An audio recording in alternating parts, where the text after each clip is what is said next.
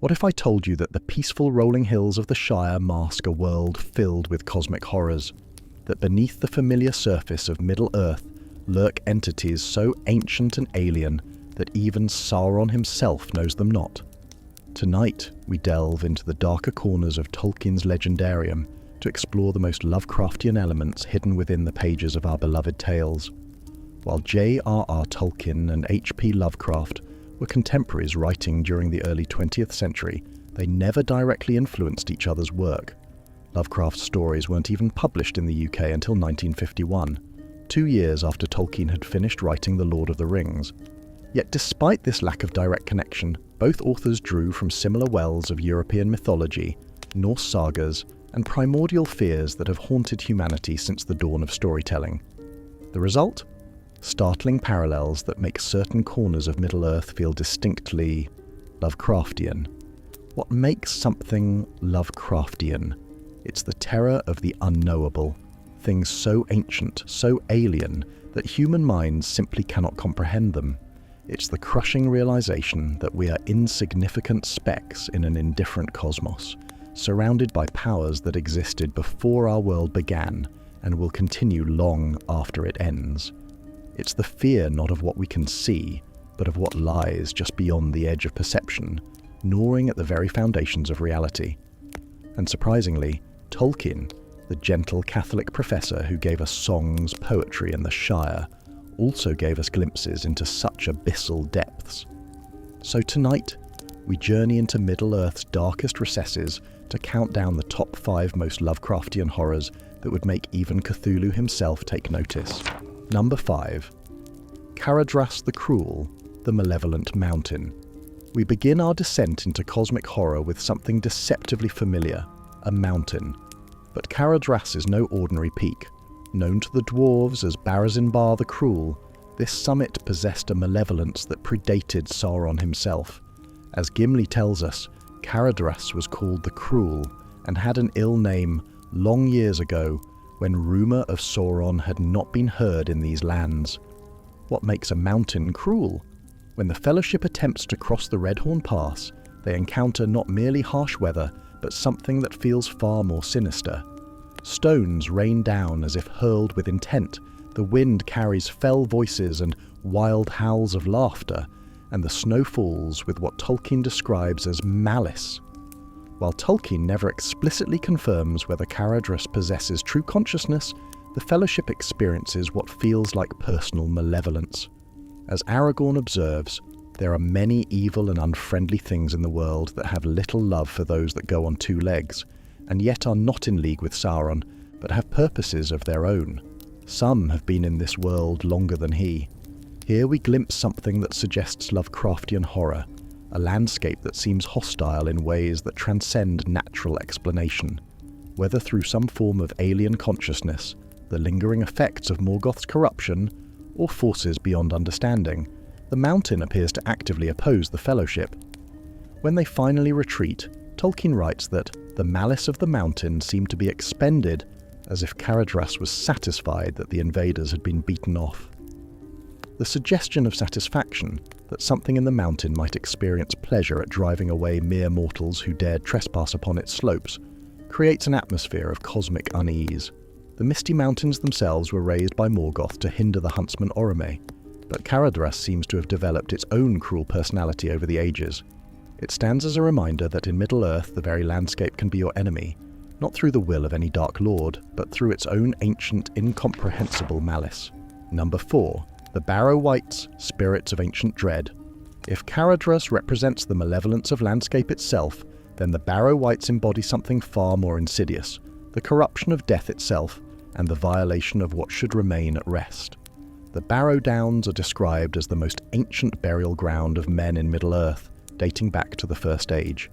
These weren't originally places of horror, but sacred resting places for the kings and heroes of old. Yet something transformed them into places of cosmic dread. When the hobbits encounter a Barrow-wight, Tolkien's description drips with eldritch horror. Frodo awakens in complete darkness, trapped within a burial mound, his friends laid out like sacrificial offerings with ancient swords across their necks. The white itself appears as a shadowy figure with a pale, icy light gleaming from what would be their eyes, speaking with deep, hollow and cold voices that have a hypnotic quality. But what makes the Barrow Wights truly Lovecraftian isn't their undead nature, it's their mysterious origin and purpose. These are not the spirits of the dead kings whose tombs they inhabit. Instead, they are foreign entities, evil spirits sent by the Witch King of Angmar to possess the ancient corpses and prevent the restoration of the kingdom of Cardolan. The true horror lies in the violation. These ancient heroes and kings, who should rest in honoured peace, have become puppets for entities with their own sinister agenda. The spirits animate the dead bones, wearing the identities of the noble dead like grotesque masks while serving purposes completely antithetical to everything those heroes once stood for.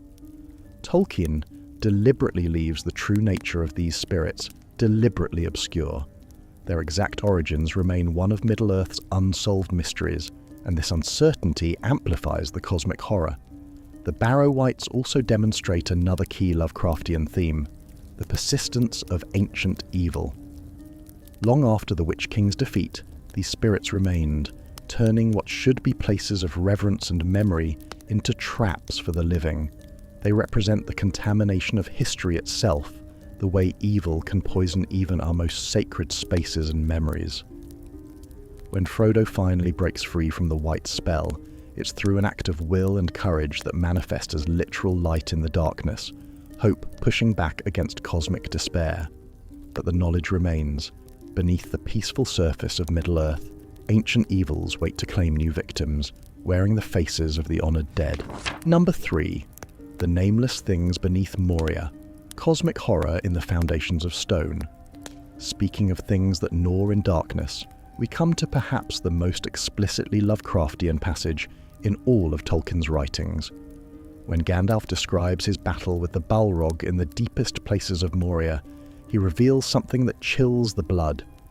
We fought far under the living earth where time is not counted. Ever he clutched me, and ever I hewed him, till at last he fled into dark tunnels.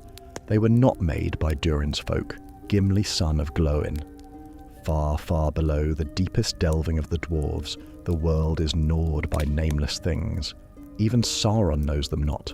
They are older than he. Now I have walked there, but I will bring no report to darken the light of day. Let that sink in for a moment. Things so ancient that they predate Sauron himself. Creatures so terrible that Gandalf, who has faced Balrogs and stood against the Witch King, refuses to describe them, lest their very memory darken the light of day. These are not Morgoth's servants. They are not products of any Dark Lord's will. They are something else entirely. Primordial entities that existed in the deep places of the world since its very foundations were laid. Some theories suggest they may have emerged from the discord in the music of creation itself, born not from Eru's theme or even Melkor's rebellion, but from the chaotic interference patterns between them. The very fact that they are nameless speaks to their cosmic horror nature. In Tolkien's world, names have power, but these things exist beyond naming, beyond categorization, beyond human understanding. They simply gnaw. The verb itself is perfect, not destroying with purpose or malice, but consuming with the mindless persistence of entropy itself. Gandalf's refusal to describe them follows a classic Lovecraftian pattern. The truth is too terrible for mortal minds to bear. Like the protagonists in Lovecraft's stories who go mad from revelation, Gandalf protects his companions, and us, from knowledge that would break our sanity. What do these nameless things look like? What do they want? How many are there? We will never know. And that unknowing is precisely what makes them so terrifying. It's possible that other mysterious creatures, like the tentacled watcher in the water outside Moria's gates, might be examples of these nameless things that have crept up from the depths. If so, such creatures represent just glimpses of the cosmic horror dwelling beneath our feet. Number 2. Ungoliant, the primordial darkness that devours light. If the nameless things represent cosmic horror through their unknowability, then Ungoliant embodies it through her sheer, incomprehensible scale of hunger and darkness. She is not merely a giant spider, she is something far more primal and terrifying. Ungoliant's origins are shrouded in deliberate mystery. Some among the Eldar believed she may have come from beyond the boundaries of Arda itself, emerging from the darkness that surrounded the world when Melkor first gazed upon it with envy. Others suggest she might have been among the Ainur corrupted by Melkor, though she was never listed among the known Ainur. What makes Ungoliant truly Lovecraftian is her relationship with light and darkness.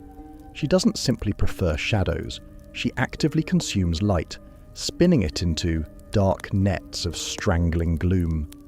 When she settled in Avathar, she sucked up all light until no more light was able to enter her abode. This isn't the mere absence of illumination. This is light being consumed, devoured, transformed into something actively dark. Her hunger is not biological, but metaphysical. When she drinks the sap of the 2 trees of Valinor, she grows to monstrous size, but her appetite only increases. She demands the Silmarils from Morgoth himself, and when he refuses, she nearly destroys him, the Dark Lord of Middle-earth, cowering before this primordial entity of pure consumption. Ungoliant represents something that even Morgoth cannot fully control or understand. She serves her own alien agenda, driven by hungers that transcend normal comprehension. After their alliance ends, she retreats to the south and, according to some accounts, eventually devours herself in her insatiable need to consume. Think about that for a moment. A being whose hunger is so cosmic, so absolute, that it ultimately turns inward and consumes its own existence. This is horror on a scale that dwarfs dragons or bullrogs. Ungoliant is entropy given form, the void that seeks to swallow all light and meaning. Her legacy continues through her offspring, the spiders of Mirkwood, Shelob of the Tunnel, and countless others. But none approach their mother's cosmic scale of horror. Ungoliant stands alone as Middle-earth's most primordial nightmare, a thing from before the world that serves only her own incomprehensible hunger for the obliteration of light itself. Number 1. The void and the discord, the source of all cosmic horror. But to understand the true depths of Lovecraftian horror in Middle-earth, we must look beyond individual monsters to the very foundations of reality itself. The greatest cosmic horror in Tolkien's world is not any single entity, but the existence of the void, the nothingness that surrounded Arda, and the knowledge that even the music of creation itself was corrupted from its very beginning. Before the world began, there was the Ainulindala, the great music that shaped reality. But this cosmic symphony was tainted from the start by Melkor's discord. According to some interpretations of Tolkien's notes, from that dissonance may have come evil things that did not descend from any direct plan or vision, but arose from the chaotic interaction between harmony and discord. This theory suggests that some of the horrors in Middle-earth, possibly including entities like Ungoliant and the Nameless Things, might not be the products of any will, good or evil, but accidents of creation itself. They could be cosmic glitches, reality errors that emerged from the fundamental dissonance at the heart of existence. The void still exists, pressing in around the edges of reality. Tom Bombadil, that enigmatic figure, may be one of the few beings who remembers what came before, singing songs that predate the corruption of the music. But even he cannot sing away what has already taken root in the world's foundations. This is perhaps the most Lovecraftian concept of all, the idea that our reality is fundamentally flawed, that horror and chaos are not aberrations, but integral parts of existence itself. No matter how much good triumphs in Middle-earth, no matter how many Dark Lords fall, the discord remains woven into the very fabric of creation. The void waits, the nameless things gnaw, the darkness between the stars remembers what was lost when the first wrong note sounded in the cosmic symphony. And sometimes, when the wind howls through the misty mountains, or when strange lights dance in the depths of ancient pools, Middle-earth remembers that it was born from a song that was never meant to be perfectly harmonious. So there we have it, 5 glimpses into the cosmic horror that lurks beneath Middle-earth's surface. From malevolent mountains to primordial spiders, from tentacled watchers to nameless gnawing things, and ultimately to the discord that taints reality itself, Tolkien showed us that even in a world of heroism and hope, there are depths that mortal minds should not plumb. Perhaps this is why these elements feel so unsettling when we encounter them. They remind us that Middle-earth, for all its beauty and wonder, rests upon foundations that are not entirely stable. The cosmic horror elements serve as dark counterpoints to the light, shadows that make the lamp of hope burn all the brighter. But they also remind us that some mysteries are meant to remain unsolved, some knowledge too terrible to bear, and some things too ancient and alien for mortal minds to fully comprehend. After all, as Gandalf himself said of the nameless things, "I will bring no report to darken the light of day." Sometimes, in the darkness between the stars, it's better not to know what's looking back. Thanks for joining us in this deep dive tonight. Until next time, stay safe and stay by the fire. You never know what might be gnawing in the darkness just beyond the light.